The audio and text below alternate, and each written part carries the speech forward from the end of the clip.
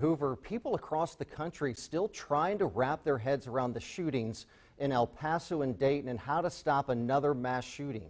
It's an important issue being talked about all over the country, including in Colombia today. Several organizations joined forces to further the conversation about gun violence and what they call domestic terrorism. 7 News reporter George Godfrey was there. The roundtable discussion addressed white nationalism, gun violence, and mass shootings, and how the state can do better at identifying terrorist groups and individuals who may want to cause harm. The community room at the General Magistrate Court in Columbia quickly filled up Wednesday morning. Members of the community anxious to hear how the state can prevent another mass shooting.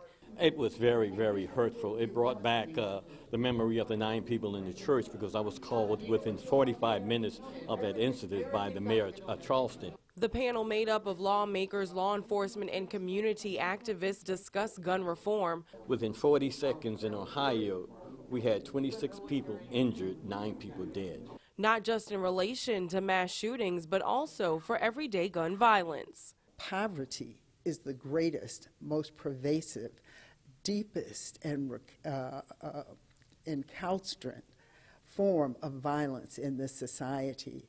And gun violence is simply a symptom. The panel also addressed hate groups in South Carolina and the need for hate crime laws in the state. I think people all across America is opening their eyes now that the homegrown terrorist has to be dealt with. A gentleman inside said it starts in the home.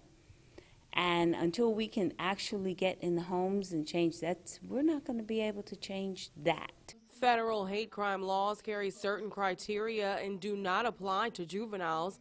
Lack of state hate crime laws prevent local law enforcement from filing charges for crimes that do not meet federal statute requirements.